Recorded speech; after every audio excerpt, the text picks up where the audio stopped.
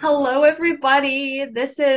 I'm so excited for this interview. I am here with Luann Jones, and Luann is a funeral director and embalmer up in Toronto, Ontario at Covenant Funeral Home. So, welcome. Thank you, thank you, thank Yeah, you. and you are a bit of um, I don't know, you're a very unique embalmer up in Canada because you have done something that it seems no one else has done in your country. No, no. No. So Luann is an extreme embalmer and has done extreme embalming. And it is one of the things I get asked about the most, I think, because it's so publicized when people do an extreme embalming. Like after you did yours, how much publicity or media contacted you? Oh my goodness.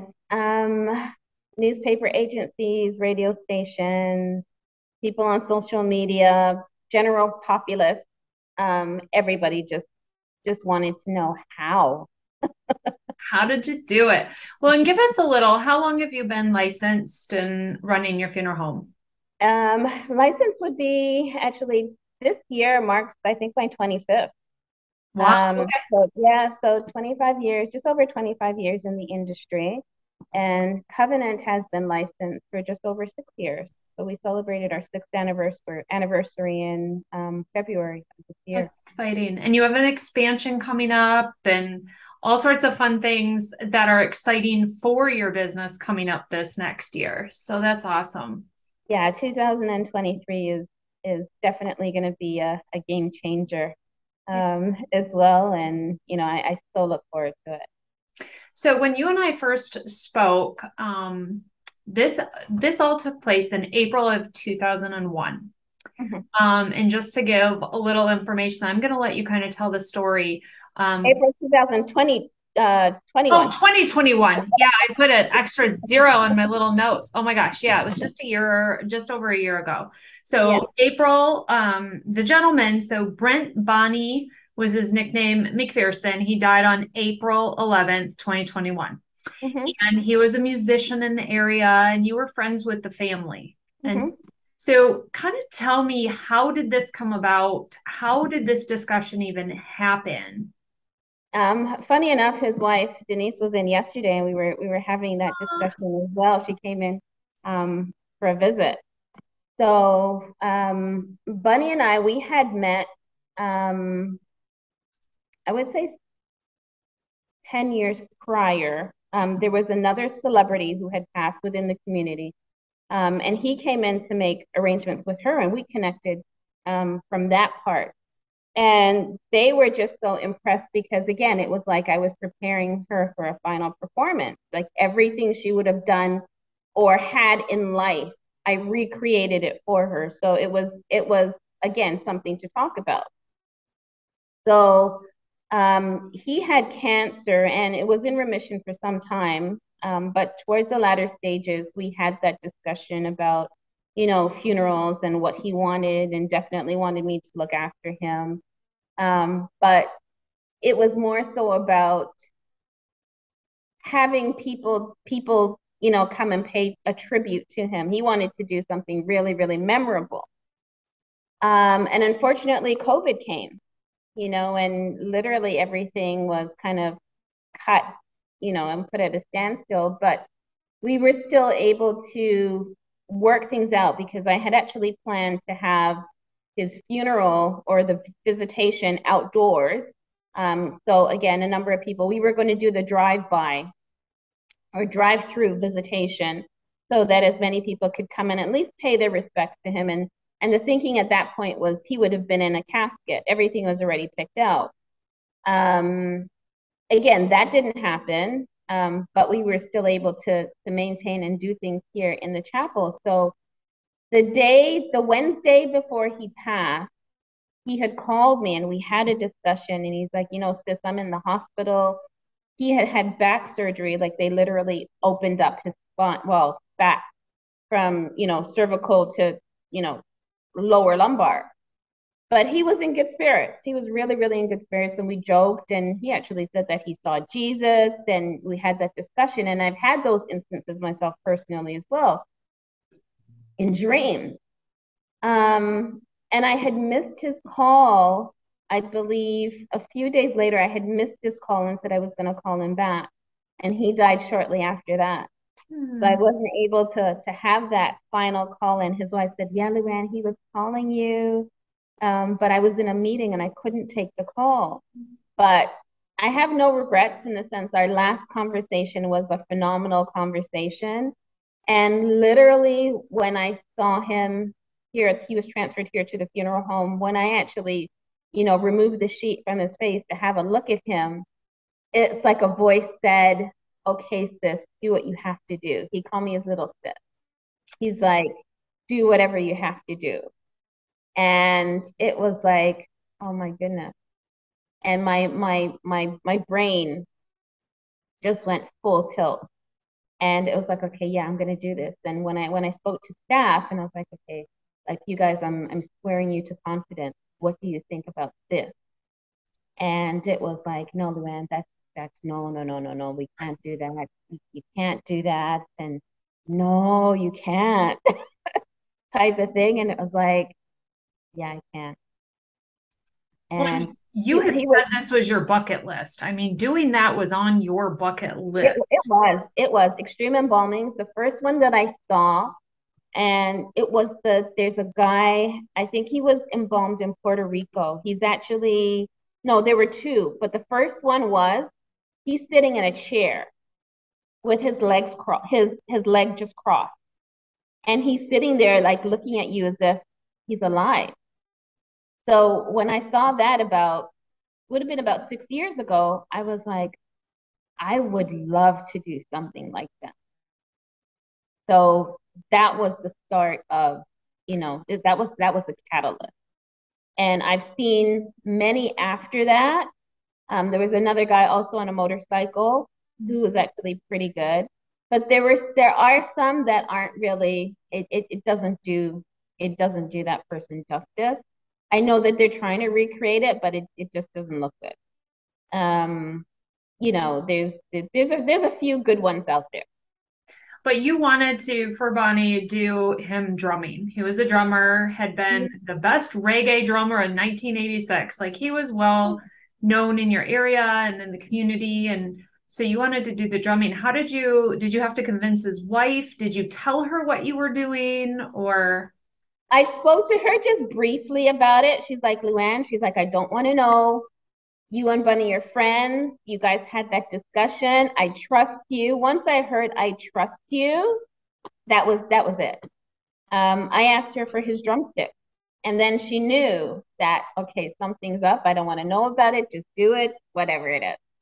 And yeah, so he actually sat at his drum kit, at a drum kit that I actually purchased. It wasn't his personally. I went out and I purchased it, and it was just so perfect because my colors are navy blue. And to find out that his colors were navy blue. But the outfit that he chose to be buried in was bright yellow. And he said he wanted it to be a joyous occasion and for people to remember the brightness of who he was. So everything kind of just fell into place. but you had to decide this right away because what was different about the actual part of the embalming? What did you do differently? I mean, you didn't pose him in that position and then embalm. So, what was different to be able to get him to be pliable to maneuver him around? So traditionally embalmed, he was embalmed on a table, it's actually one point. And the thing is with him, everything was just seamless. There was no hiccup, there was no glitch, there was no malfunction. Everything was just perfect as perfect could be. Um, so he was embalmed. I believe it was a 3-day process. Um, he sat for like literally on the table. I think it was 2 days, and then I positioned him the third day and let him sit, like literally let him sit. The issue with sitting is his feet were swelling because Mhm. everything just gravitated to the bottom. So then I had to literally prop his feet up. so that he can get his shells. He was wearing shells, Adidas shells. Um, get his socks and his shoes on comfortably. So the process, I think it was everything was done within the week. How much duct tape and PVC pipe and zip ties, what are you using for the positioning to ensure management of his structure? There was none of that. there So, was there was nothing. And I'm gonna share like a little bit of secrets. There was nothing. There was support. We used lumbar or wood support. He sat propped up on to one of our stands, and that was it. His feet were secure on the ground, and that was it. no leaking problems, no purging with Nothing, motion. no purging, no nothing. Everything again, it was surreal. There was absolutely no flaw whatsoever. And you, Come the oh, time go ahead. when we like even his eyes were more like, okay, during the whole dressing and everything, his eyes were closed. And as I positioned him, I was like, okay, what would happen if I opened his eyes? I opened his eyelids, Kari, and literally they stayed open. And it was like, oh my gosh. And he had two sets of glasses. He had his regular reading glasses and he also had his sunglasses. He liked them both. So in some pictures, you may see that he has his glasses on. So you can actually see his eyes. And they didn't even move. And it wasn't positioned with glue. It wasn't done with any of that. There was nothing there. His eyes were open. What did you do to his eyeballs to keep them from deflating or, that dehydration and discoloration? Did you do anything to? Again, there was no hypo. I didn't use anything. Everything just went as seamless as possible. Nothing sunk. And I think more so in sinking, it was actually when he was laying down because we looked at his eyeballs again in the casket, and that's when you can see that the concave, that's when it had sunk. So him sitting upright, I guess gravity with the pressure, everything was pulled forward, and his eyeballs were intact. They were full. What kind of liability do you feel like as a funeral home you take on by doing that kind? Because so much could go wrong in that scenario. The liability was like, oh my goodness. I didn't know. I didn't know what to expect, what could have happened. Like imagine if everything was done so quickly and everything had worked the way that I knew it was going to, or I had hoped that it would have worked. Um, People were saying, well, suppose something happened, if, he could have fallen over or like we would have had to deal with that at the time. Right. But in terms of a liability issue, again, with the family's permission, they had granted us permission to do whatever we had to do. But yeah, it wasn't, a what could happen scenario. When they walked in, what was their reaction? Like, what did they approach him? Did they want to stay back? Like, what did they do? It was a mixed reaction and it was an awestruck reaction. It was more so like, wow, because I had braced her because she had no clue. And the doors were closed again. Staff, everybody was sworn to secrecy. Nobody could speak about it, nothing. Um, so when I had spoken to her, when she came in, I said, okay, look, I just want to explain to you, what you're going to see is something that you're not going to believe, really. You're not going to expect to see him. She's like, Luann, I already know that you're up to something. I said, are you ready to see? Are you ready to see him? Yes, I'm ready to see him. And she came in with, her close friends and family. I call it her entourage. Yeah. She came in with her entourage. and, opening up the door to do like an unveiling, and everybody was just like gasping and, oh my goodness, and oh my, and is that really him? And it was just a surreal moment.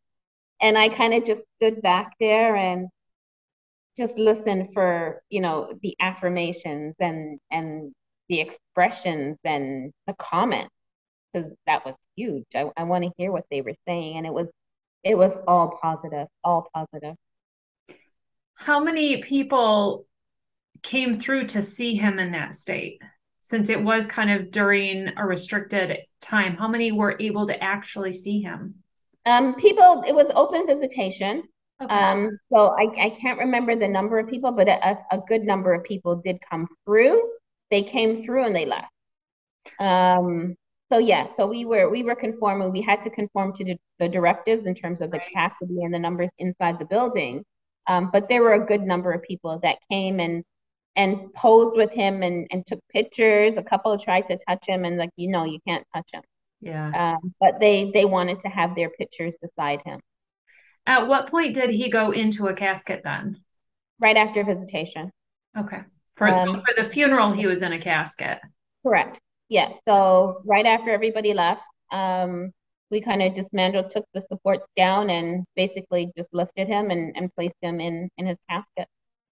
What kind of fluid did you use in terms of the embalming? I mean, I know I've embalmed bodies and they are like a board. I mean, they're just firm, super firm. I could never manipulate them at all. So did you have to use very choiced fluid in order to get that pliability? No, again, I'm a what do they call it? A rocket fuel person. Yeah. Like I like my people like rigid and hard to begin Yeah. with. So yeah, I do high index. Do you have confidence going into doing this again that you would? Absolutely. Yeah. And the thing is, God rest her soul. Being born in England, I'm a British subject, the Queen. Yeah.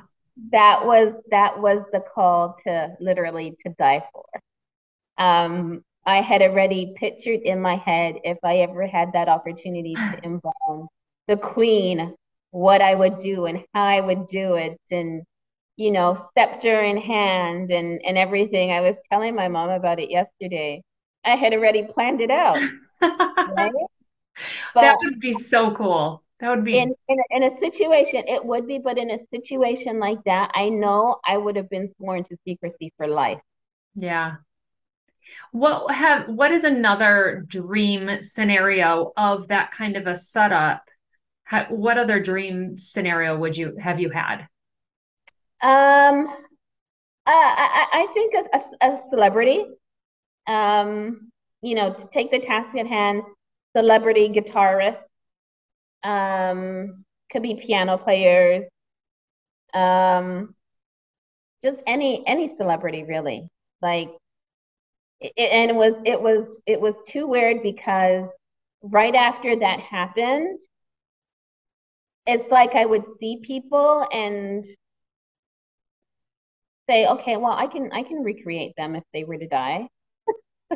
And it would be like, okay, Luann, you're looking at people and you know, thinking of them or portraying them as dead. And I was like, no, no, no, this is not good. And I would see people and people standing up, artists. I have a friend who's an artist as well. He's a I think he plays the bass.